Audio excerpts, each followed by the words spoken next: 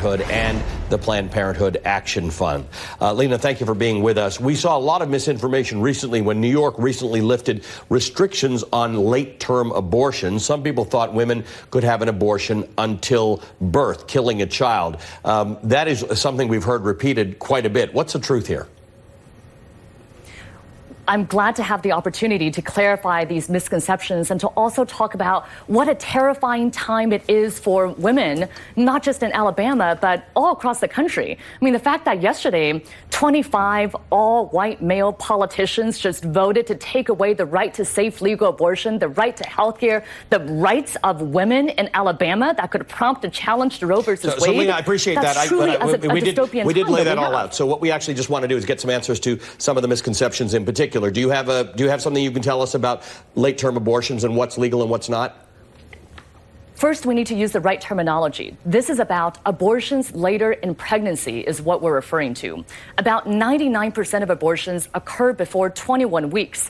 And those that occur later, after 24 weeks or later in pregnancy, are because of very challenging circumstances when something in the pregnancy has gone very wrong. Like what? And I've treated women and families who are in these devastating circumstances. So I treated a woman who found out at 21 weeks that she was carrying twins that would never develop their diaphragms and their lungs.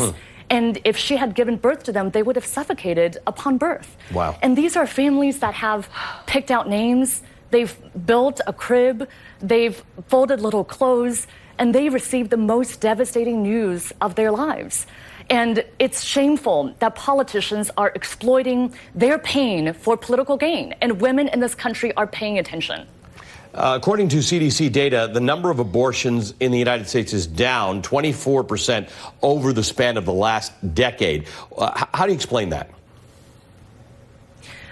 We know the reason. I'm a scientist and a public health official, and we know the reason for us having the lowest rate of unintended pregnancies and the lowest rate of abortions since Roe versus Wade, which is that we have comprehensive sex education and access to affordable birth control. Actually, over 90% of the work that Planned Parenthood does is prevention. We do more to prevent unintended pregnancies than any other organization.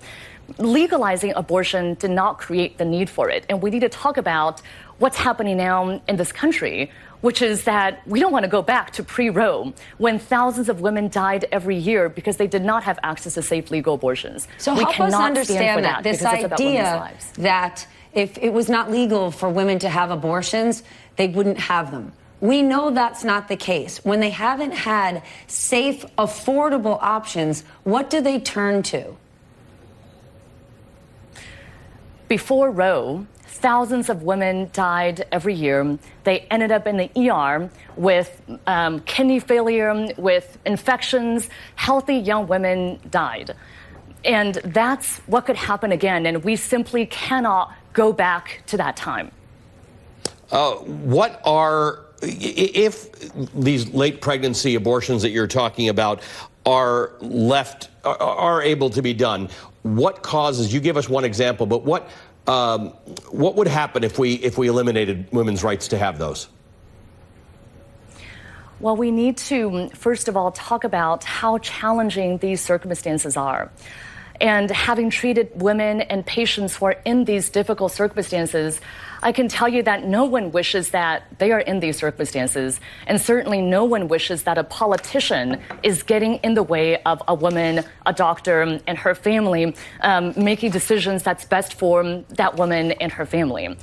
That's what we're talking about here. We're talking about politicians interfering with the most personal and difficult aspects of their lives.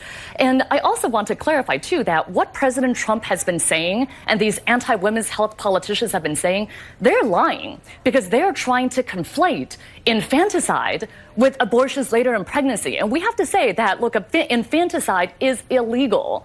No one is defending infanticide. And it's shameful that they are conflating on purpose infanticide with something medical and really tragic circumstances that occur later in pregnancy. Dr. Lena Nguyen, thank you for joining us. We appreciate that. Lena Nguyen is the president of Planned Parenthood Action Fund, live joining us from Madison, Wisconsin.